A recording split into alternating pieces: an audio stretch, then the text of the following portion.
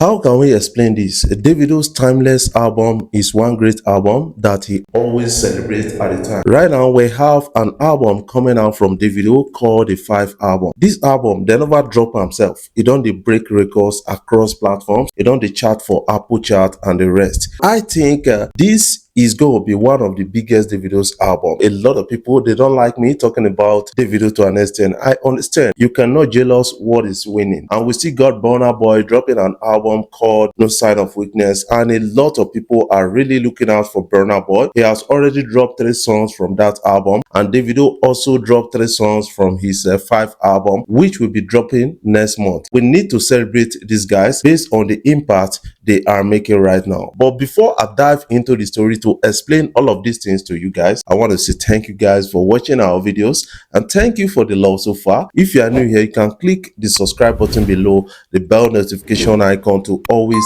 get notifications each time we upload our videos. Davido's song Be There still returns to #1 on Apple Top Nigeria, and a lot of people are saying a lot of things about that. Remember that Ashake's Why Love actually dethroned it yesterday, and now this song is back on #1. That is what a lot of people are now responding to and saying that yes, this year 2025 is going to be hot for the likes of Davido and also Burna Boy. I feel that most artists that are going to drop their album in 2025, most of them are going to regret it. That is something I feel about all of this, because we have the likes of Burna Boy, the likes of Davido dropping their album in 2025. And this guy never dropped album or Davido. This guy on the top chart across the globe. And that shows you that a lot of things are being anticipated from Davido this time around. I feel that that album is going to be unique based on the kind of songs that have dropped off from that album. What is your own feeling about this? What do you have to say about Davido's 5 album? Also, Burna Boy's No Sign of Weakness album that is dropping anytime soon. What do you have to say about that album? I want you to put that in the comment section so that you can have a glimpse at what you feel.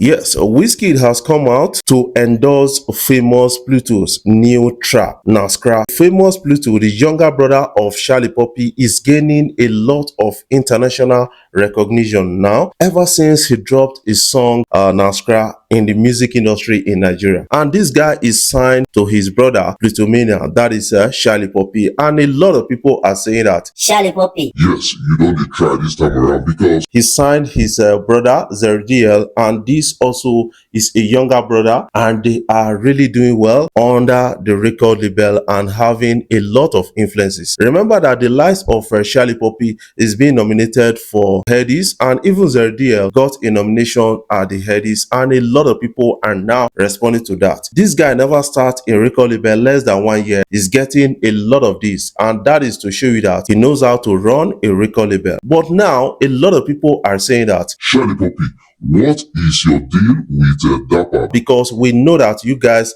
had issue. You dropped a song called Lao, and which was taken down from streaming platforms. After some few hours or few days, that song was back again, and a lot of people are having the rumor that Charlie Poppy's girlfriend had to buy him off Dapper's kind of contractual deal. That is what a lot of people are really talking about, and a lot of people are now accusing Dapper of exploiting their artists. This is not the first time. We heard from Shei Vibes, we got from Charlie Poppy, we got from Moise, and that of Shei Vibes is really draining to an extent, because based on the agreement between him and Shei Vibes, if Shei Vibes leaves Dapper, he's not going to drop a song for almost 13 months, a year and a month. And a lot of people are saying that that is killing of an artist or a star in him. That is something I got to understand about that. Thank God Charlie Poppy is off that deal and started a music record label himself, and now he's really having some fantastic artists that are doing some big stuffs there. These are his brothers. These guys, they are talented. I think that Charlie Poppy's home, everybody now star. There was a particular report video that flew around on social media where Charlie Poppy's mom was performing Charlie Poppy's song at an event in Benin City in 2024. A lot of people actually commended Charlie Poppy for that. What are your own takes about this?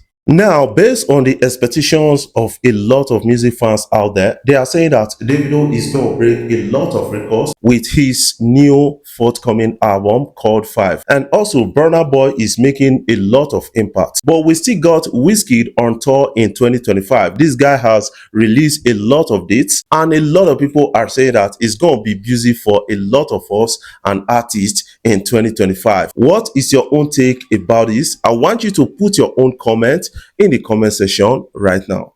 Davido's song Be There Still gained 846,000 streams on Spotify in its first full day of release. You know, why I'm bringing this is that a lot of people think that when you make some kind of crazy streams on Spotify, you are automatically the richest. But Spotify's executive has come out to clarify a lot of factors kind of, working against a lot of artists. If you want to earn a lot as an artist on Spotify, you have to avoid copyright issues. You have to avoid sampling issues, co-writing songs, all those kind of things, publishing and all those things. Do it as an independent artist. When I looked into the books for Burna Boy and Wizkid, I got to understand that Burna Boy has sampled over 65 to 66 songs and Wizkid has sampled over 62 to 63 songs, and that will work against them on stream platforms like Spotify because they have to pay royalties to songwriters,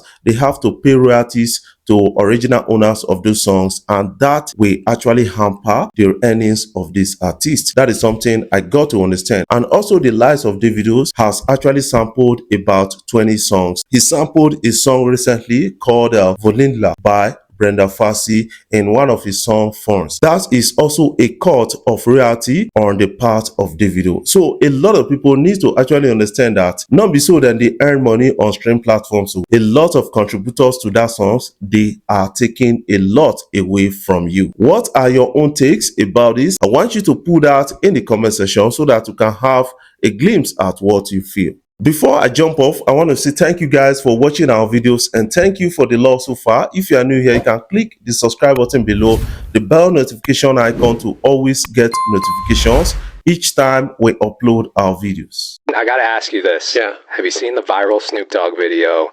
He's talking about how his music had 1 billion streams. Yeah. And he thinks that his check was less than $45,000. If you have 1 billion streams on Spotify, we're going to pay out $3 to $5 million for it. The range is because it depends what countries the streams are in, and premium listeners, so on. 3 to 5 million. That's well documented. 80% or so goes to the recording side. 20% or so goes to the publishing side. For that song, I think it was Young, Wild, and Free by Snoop, released with Atlantic, so major label. I don't know Snoop's terms. Wiz Khalifa, Bruno Mars were on the track too, so was there an advance? Someone's recouping. What are the splits there? I couldn't tell you. On the publishing side, that's around 20% of that payout, and on that song there's 13 songwriters. And so I don't know if there's samples, I don't know what else, but there's 13 writers on that song. And so when I was doing some in the back of the napkin, I think maybe Snoop was talking about just the mechanical royalties that he might have gotten from that one song. If you're DIY artist, things are pretty simple. If you own 100% of your music and you write and produce it yourself, if you have there are 1 billion stream songs that are fully independent, that person's getting the full 3 to 5 million.